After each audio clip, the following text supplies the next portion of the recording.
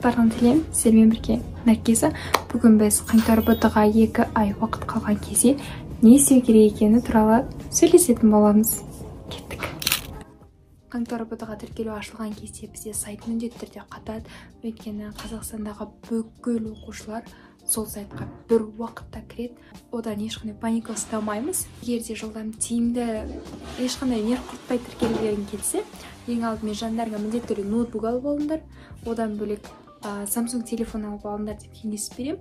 Қызық оқиға осы жерде болады деп ойлаймын. Бізде қаңтар БТ-ға тіркелу ашылар барысында сыныбымызбен бірге бір күн мектепке бармай қойғанбыз.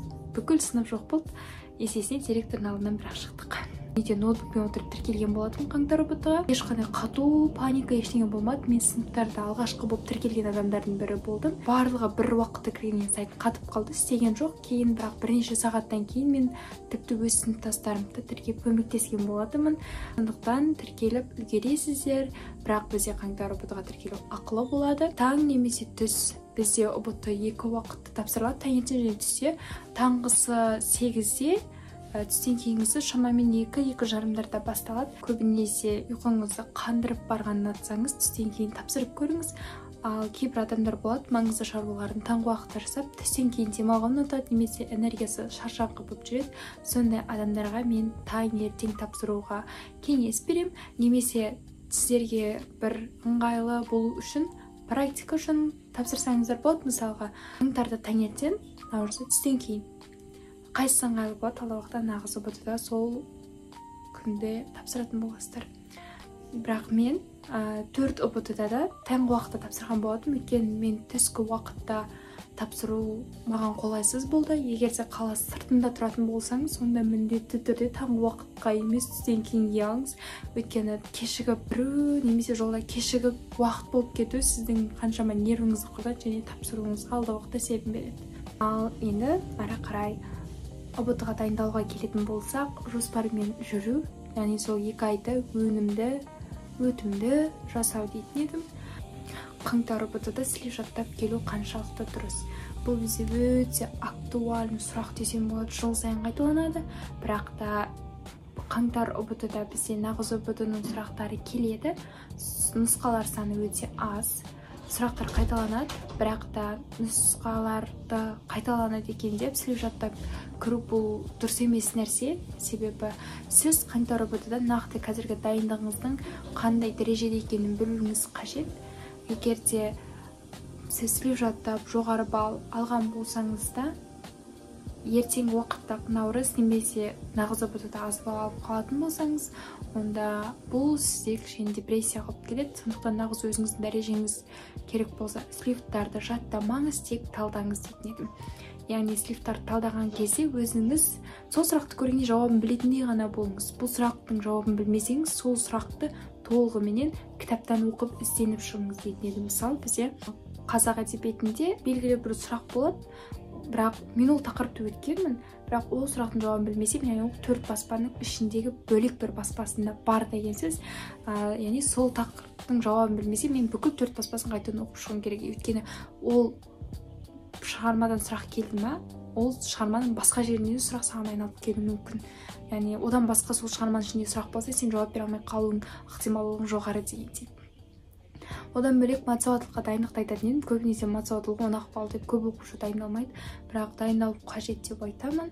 Себебі 10 балдың өзі УБТ-да қатты рөл ойнайды. Және қаңтар УБТ-ға кіретін кездегі бір лайфхак ретінде мына нәрсені айтқым келеді. Кірген кезде міндетті түрде су алып алыңыздар, бірақ шоколад алу ол әркімге әртүрлі. Бірақ ойыңызды бөлуі де мүмкін, бірақ өз басым қаңтарға кірген кезде мен су шоколад алып кірген жоқпын, өйткені мен ауырып отырғандықтан маған оны ішу жеу ыңғайсыз болатынын білдім. Бірақ наурыз және де нағыз УБТ-ларда мен ешқашан шоколад алып кірмегем, жай ғана су алып кіретінмін. Сонымен сіздерге лайфхак, ол УБТ-ға кіріп бастағаннан кейін ең алғаш оқу сауаттылықтан бастау, енді әркімге әртүрлі болған менде оқу сауаттылықтан, яғни ми таза, свежий болып тұрған кезде оқу сауаттылық орындап, Құдайдың беріп тұрған тегін 10 балл алуды кеңес беремін.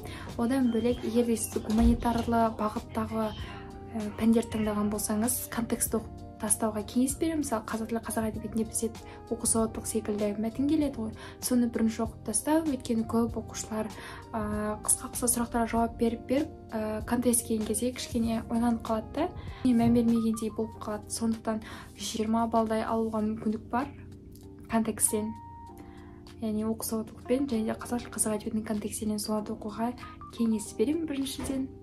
Және көп сұрақты жауаптарға да бірінші тоқталған дұрыс. Бізде ұбт-да жалпы таңдау пәндерінен 50 балдық болғанымен де 40 сұрақ болады. Сол 40 сұрақтың ішінде көп жауапта бар. Сізде ұбт-дағы 40 сұрақтың өзі А, Б, С деңгейлі болып бөлінеді.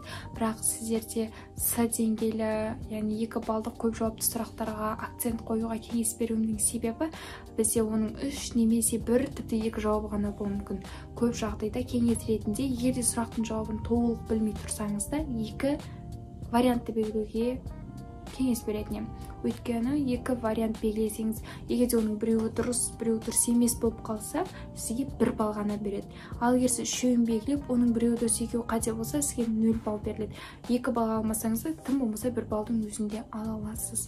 Бұл үлкен көмек болады. Өйткені ұбт-да бізде 1 баллдың өзі өте рөлі қатты ойнайды. 1 балл сізді грантқа түсіруі де мүмкін, 1 балл гранттан айыруы да мүмкін дегендей. ұбт-ға кірер алдында қорықпаңыз, бұл тек бастамасы. Және де қаңтар ұбт-да сіз аз алсаңыз нағызда аз аласыз деген сөз емес. Қаңтар ұбт-да аз алып нағыздан жоғары алуға да болады. Жай ғана дайындығыңыздың нәтижесі. Қаңтар ұбт-ға қай күндерді таңдау керек? Көбінесе оқушы өзінің қашан дайындық бастағанына қарайды. Егер де дайындықты тамыз, қыркүйек айында бастаған оқушылар курсы аяқталса, көп жағдайда қаңтардың басына қарай тіркеліп жатады. Ал сенімсіз болсаңыз, 20-сынан кейінгі уақыттарға таңдасаңыз да болады. Ақпан айына қалдырмауға кеңес беремін, өйткені барлығы ұбт тапсырып қойғаннан кейін мен әлі тапсырмадым дейді. Өйткені басқа оқушылар 20-сынан кейінгі уақыттарды тапсырып тастайды. Тапсырып тастағаннан кейін алдағы уақытта келе жатқан наурыз ұбт-ларына дайындалады. Сол наурыз ұбт-ға дайындалып жатқанда сіз әлі қаңтар ұбт-сын тапсырмаған болып тұрасыз. Бұл өте жаман чувство. Сол себепті жақсы күн таңдауға кеңес беремін. Қазақ тілінен көбінесе практика ретінде нұсқа талдаулар көп көруге кеңес беремін.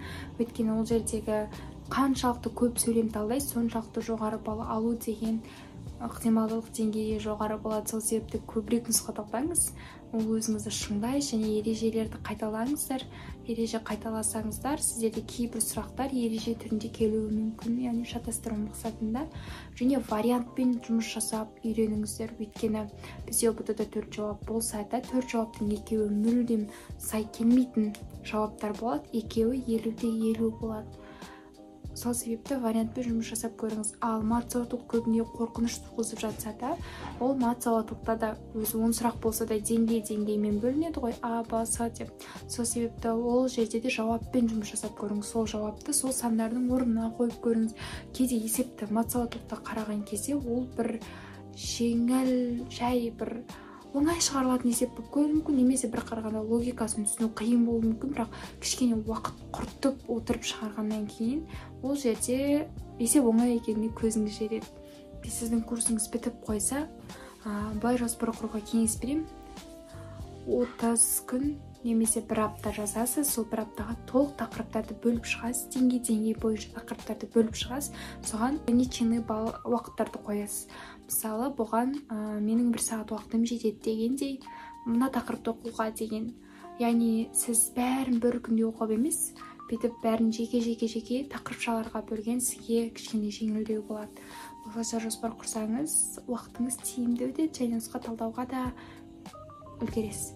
Күніне 2 нұсқа талдауға кеңес беремін, қаңтар ұбт-ға жақындаған кезде. Жоспармен жүргенде қалай жүресіздер? Мектепке барасыздар, түстен кейін 4 пәнге үлгеру мүмкін емес сияқты көрінеді, бірақ мен өзім оқыған кезде ондай қиындықтар менде мүлдем болған жоқ. Өйткені менің жоспарымда көбінесе осылай қаңтарға, наурызға, нағыз ұбт-ларға дайындалған уақыттары мынандай схема болды. Мынау менің кездегі жоспарым, яғни бір бейіндік және негізгі пән ретінде алған болатынмын. Мысалы, Қазақстан тарихы менен қазақ тілін, қазақ әдебиеті мен математикалық сауаттылықты дегендей, шамамен қайсына көп уақыт кетеді, соның барлығын есептейді. Алдағы уақытта сіз жоспармен жүргіңіз келетін болса, менімен байланыссаңыз болады. Одан бөлек жоспар құрған кезде алғашқы уақыттары осындайда тұрам, осындай уақытта осыны жасаймын деп жазып уақытпен жүру бастапқыда оңай болмайды. Сол себепті тек мынандай 3 кестеге бөлуді кеңес беремін. Яғни бірінші кесте бізде мынау істелу керек, яғни маңызды, осыны міндетті жасауым керек деген нәрсе болса, екінші бұл бүгін жасау міндетті емес, ертең де жасасам болады деген қосалқы нәрселерді жасау, ал үшіншісі уақытым артылса ғана жасаймын деген осы 3 кестеге бөліп жоспар құрып үйрену. Осыған қарай сіз бір күнде неше нәрселерді жасап, қанша сабақ үлгеретініңізді шеше аласыз. 7 күннің барлығын оқу бұл выгоранияға алып келеді. Сондықтан әр жексенбі күні былай жасауға кеңес беремін. Яғни сіздер таңғы уақытта тапсырғаннан кейін таңғы уақытта миыңызды сол қалыпқа түсіру. Яғни ерте тұрасыз, таңғы 8-ден бастап сол 12-ге дейін өзіңізді дайындайсыз. Яғни 12-ге дейін пробный тапсырасыз. 12-ге дейін пробный тапсырып, осылай миыңыз қабылдай бастайды. Ал тест-центрге кірген кезде сізде ешқандай қиындық болмайды. Ол ауыра өте басқаша болады, сіз қобалжуыңыз да мүмкін, бірақ егер миыңыз оған жаттығып қалған болса, сізде ондай қиындықтар мүлдем болмайды. Отыға достармен барған, әлде жалғыз барған, осы нәрсе бізде көп оқушылар арасында спорт туғызуы мүмкін. Ол әркімге әртүрлі болады. Менің жағдайымда менің барлық ұбытыма жалғыз өзім бардым. Мен сыныппен бару әрине күшті, бірақ алғашқы пробныйға біз қазан айында сыныбымызбен Есік қаласына бардық. Бірақ та ол жерде мен жалғыз барғанның дұрыс екенін түсіндім. Ол кезде біз қатты сезіне қойған жоқпыз, бірақ қаңтар ұбытыда мен өзім жалғыз бардым, және жалғыз тапсырып шықтым. Есесіне миым тыныш болды, бірақ енді ойлауларыңыз мүмкін. Шыққаннан кейін есейді дегендей, бірақ шыққаннан кезде мен сыртта өзімнің кураторым күтіп алған болатын қаңтар ұбытыда. Олай болса, алдағы уақытта қаңтар ұбытыға сәттілік тілеймін, және жақсы күндерге тіркеліп, егер де ақпарат пайдалы болса, парақшаға тіркеліп кетіңіздер. Жалпы сонымен бұл алдағы уақытта ұбыты сферасына байланысты бірнеше видеолар болады деген ойдамын. Және астында міндетті түрде алған мәселелеріңізбен бөлісулеріңізді сұраймын.